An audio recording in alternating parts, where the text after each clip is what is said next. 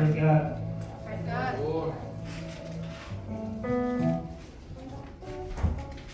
Glad to be here. I was gone a couple weeks ago, and I was laying in my bed praying, and my little roommate that I got was already snoring over there, and I was taking the time to sit there and pray. And I asked God to give me something that somebody needed, and it really hit me hard because I'm kind of hard-headed, and you can do whatever you want to me, and it does not bother me physically, emotionally, whatever. I'm not going to let somebody get to me or the devil get to me.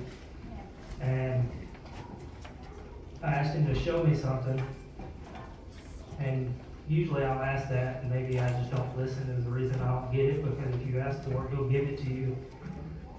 But I was really needing something, and he gave me a dream, and it really slapped me in the face, because I know especially the men, and well, I'm not even going to say especially the men, the females too, they go through life, they know they're going to go through battles, and they know who to turn to, but there's always the temptations of the devil that's going to try to trip you up to make you feel guilty, or whatever it may be. But I'm going to go to Psalms 91, 3 and 4.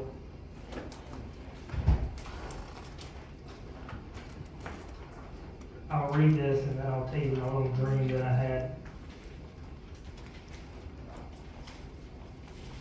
Psalm 94 and what? 44.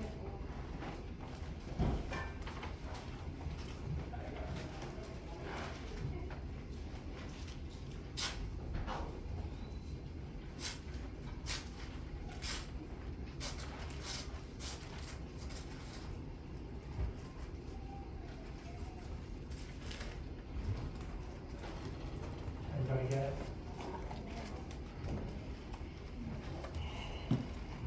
And it reads, surely he shall deliver you from the snare of the fowler, and from the perilous pestilence. He shall cover you with his feathers, and under his wings you shall take refuge. His truth shall be your shield and buckler. Let me see. So whenever I read that, the first thing I thought about was the armor of God. And I know I've talked about that before, but we have to go through each and every day and stick that armor of God back on.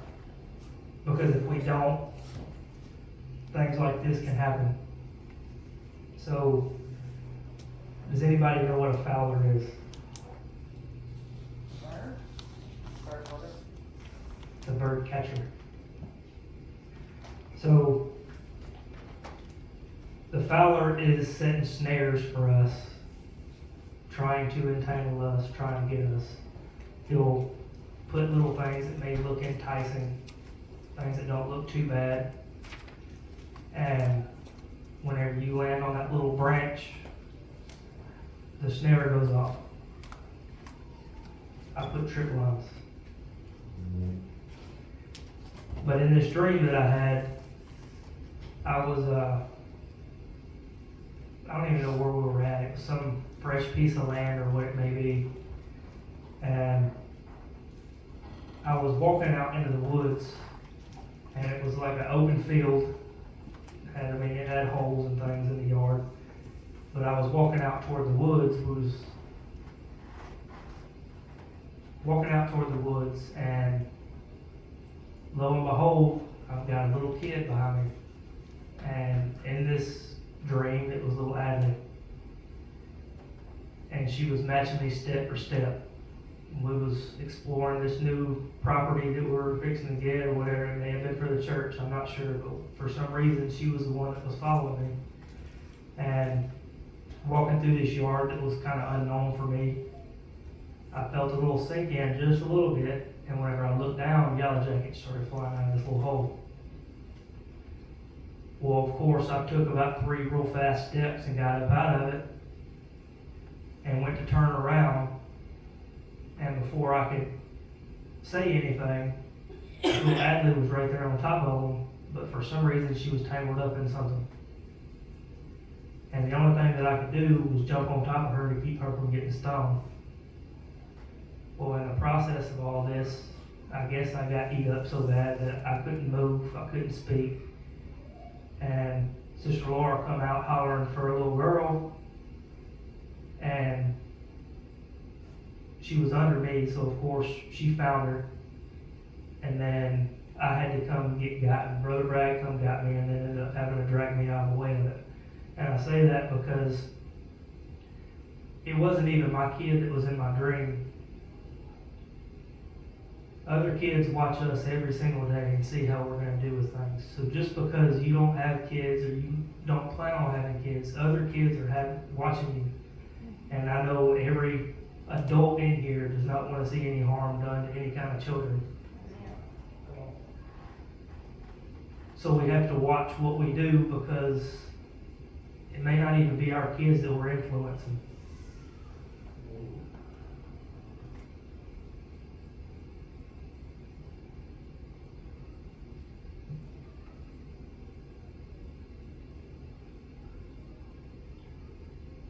So the reason that come about, or I wouldn't say come about, I know he gave it to me, but walking through this field, whenever I felt something kind of cave in a little bit, I already knew what to expect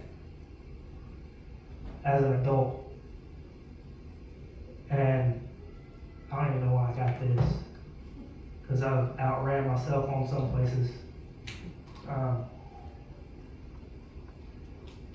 So the kids follow in our footsteps. Whenever something happens to us, we know what's about to happen most of the time. Hence, if you've ever been in the Yellow Jackets nest, you know when you look down and see about 3 or 4 coming out, you better haul butt somewhere. Yeah. We had that experience. We've been lit up like that, so we went through the battles of getting eat up by Yellow Jackets. Well, all kids may not have been in Yellow Jackets. I know a lot of them may not even know that they stand around. But by us being there and being able to talk to them through stuff and help them through it, then we give them that knowledge to where they don't have to necessarily go through the sting of life. Come on. So our knowledge on the subject, walking through, can keep them from getting hurt.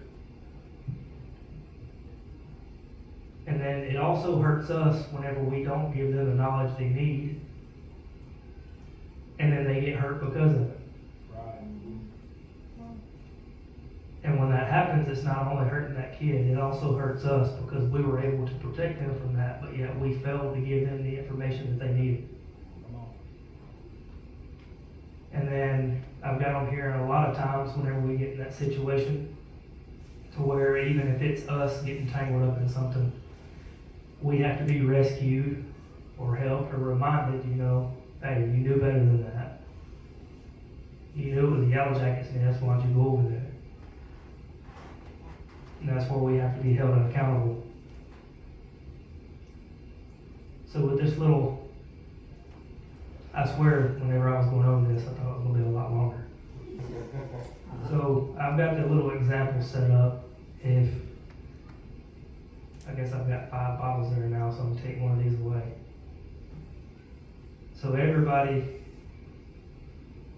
I guess I need 5 things that we could protect, that we went through personally, that we do not want our kids or somebody else's kid going through.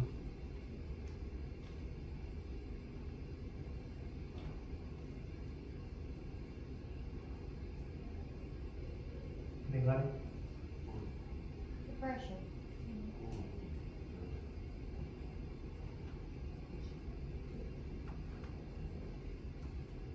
Next. Addiction. And abuse.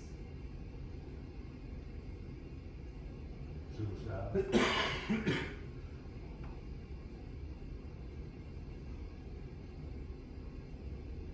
One more. Anger.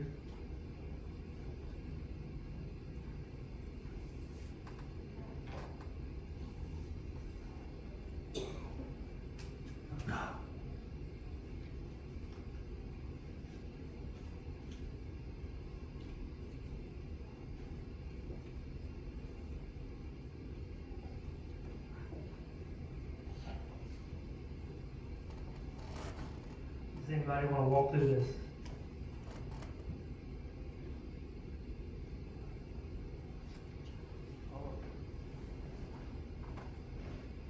Brother Josh, thank you.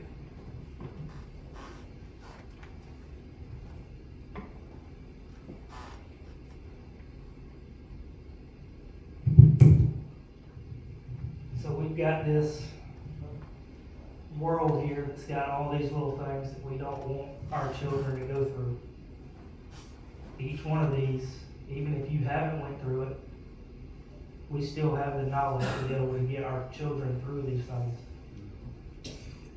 So I'll say, whenever I was growing up, I know I went through a lot of things that my parents didn't. It made me stronger as a person whenever I got through it, but it doesn't necessarily mean whenever you give them the knowledge on how to do it, they're not gonna go through it, but you're there with the knowledge to help them through it. So, whenever we got the obstacles of life, and we have our children come to us with questions, do you wanna give them worldly advice, or do you wanna give them the biblical advice? Come on. So we've got this, Brother Josh, you see it? Got it memorized? Now I want you to tilt your head forward and kind of close your eyes and try to walk through this in a worldly sense, not letting God, letting your eyes, keeping it on God. It's a lot harder to walk through this. So each one of these things represents something that he's going to go through, and see how many entanglements that the fowler can catch him in. Come on.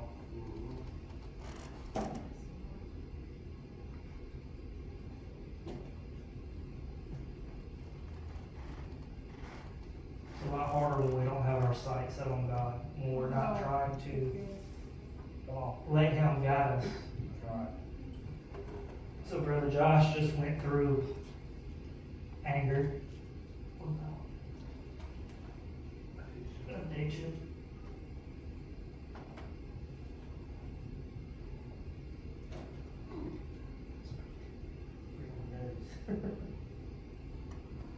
now, Brother David, you care to be the children? The children. Oh my God. Brother Josh, you're his parent. Guide him through it. You don't have to look up. He's just got to keep his eyes closed. But you guide him through this little course without letting him hit any of it. And he can't talk to you. Yes, he can talk to him. He's the parent guiding him. Alright. A big step with your left foot. Go right now. Oh, no. Okay, now, right there, alright. Now, big step with your right foot. Perfect. Big step with your left foot. Perfect. Oh, Uh-oh. It was the jar. Uh-oh. He didn't hit it. Well, I'm big walking like a step with the kid. right foot.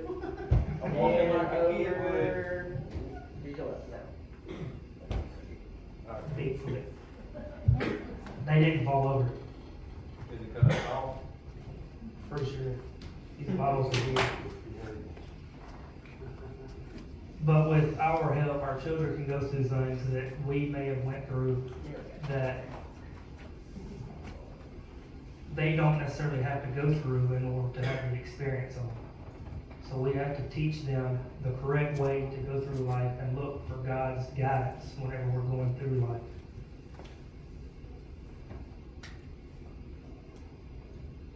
And sometimes even when you do try to guide them, the balls get knocked up. That's right. Sometimes it's still, they fall into it. I know a lot of things that my parents didn't go through that I went through because I was hard-headed and didn't listen. So just because you guide them and talk to them don't necessarily mean that they're gonna listen and they're not gonna go through the same issues. But they've also got that little mind in the back of their head saying, Mom told me this is the way to do it, and I disobeyed, didn't do it. It even says in Ephesians 6, if a child listens to their mother, they'll live longer. And I'm sure it's because of things like this, because they're given the wisdom without actually having to grow in the pain of all of it. So that was my little setup. It went a lot faster. I should have made it a lot longer. Anything else? Anybody else have anything they want to add to it? I think it's important as a church family to reach out to kids that's not yours, like you, Bradley, because a lot of times my kids ain't gonna listen to me, and they might listen to you. And if we're not being active with that, if we're not reaching for them, then who is? Oh, you say that a lot of kids don't want to listen to their parents because they take the fun away. So whenever they don't want to deal with the repercussions of what could happen, so they tell them, well, don't do that. And then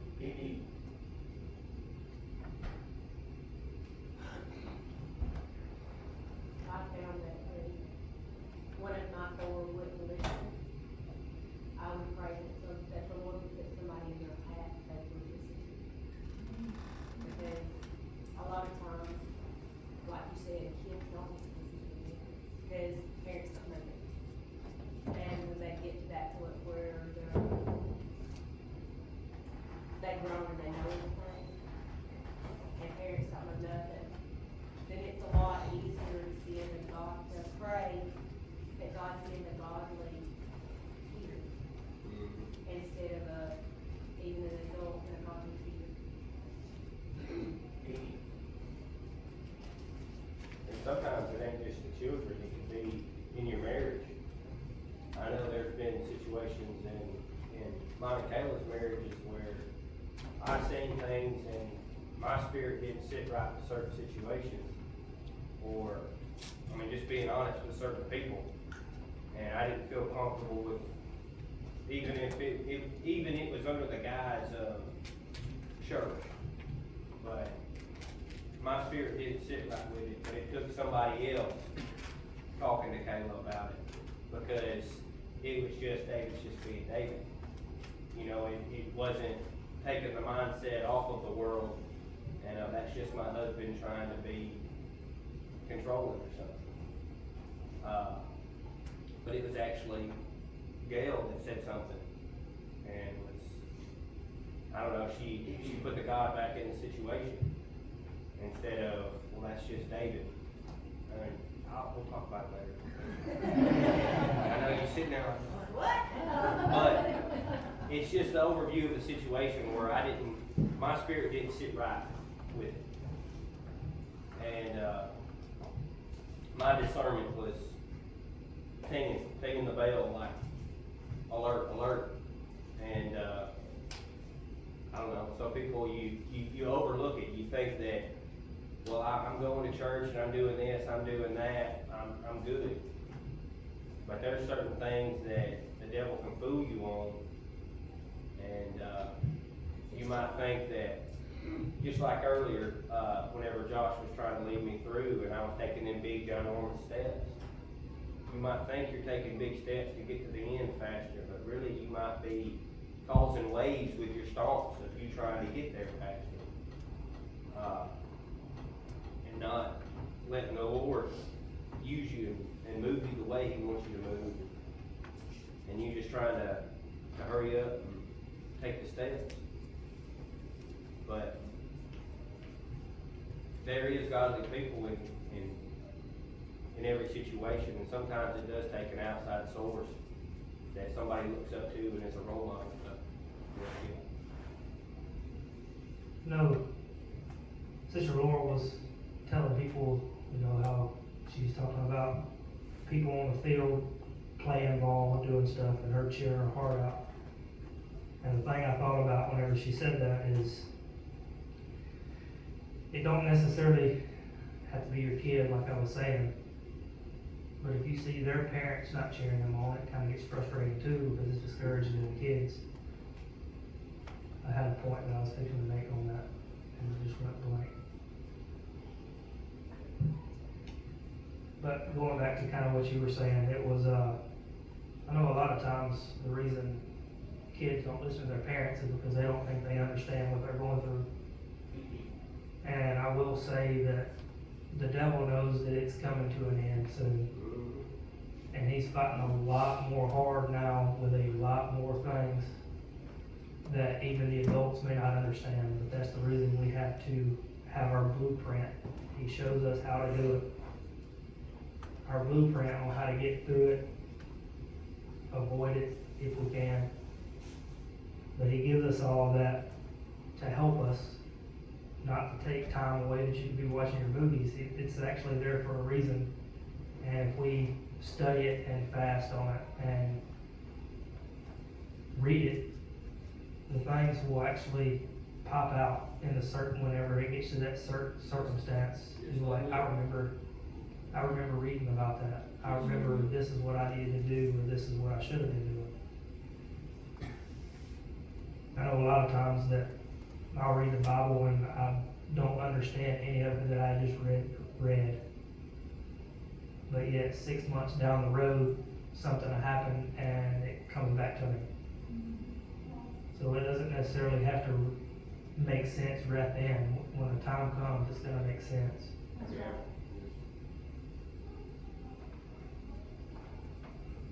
Now I can't remember what I was fixing to say, and that frustrates me. Anybody else have anything? I got something to add to you. You get out what you put in. And, I seen another guy, he was giving a lesson and he had an orange in his hand and he said, if I squeeze this orange, what's gonna come out? He says it's gonna be apple juice, pineapple juice, orange juice, okay? And then, he asked the audience, he said, why is it orange juice? And he said, this little girl in the front row said, because that's what's inside of it, silly. And he's like, that is true, that's the right answer. You know, that is what's inside of it, so that's what you're gonna get. So what you put inside of your life, if you're putting God in your life, if you're putting the gospel in your life, and if you're trying to live right, and you're trying to leave the world behind, that's what you'll get out of life. What you put in it is what you'll get out. And the only way to get the orange juice out of the orange is by squeezing, by putting the pressure on it. And if God's trying to get a glass of orange juice out of you, he's going to squeeze the orange, and he's going to drain the orange juice out. And that's what is sought after, is that glass of orange juice. And we're the orange, and we're supposed to be putting the gospel in our lives. So that way, whenever we are squeezed, we have evidence showing that we are his through the orange juice. And what you put in is what you'll get out. So if you're constantly putting in good things, whenever life squeezes you, and you're setting that example for the younger kids, and if I've seen that somebody has been through the same thing that I'm struggling with, I know I could just go running to them and they'll have the answer for me. There's been many a times where I've had to run to Jeff and Gail. They're right next door, it's very easy. But they've shared their glass of orange juice with me. They put in the work, and whenever I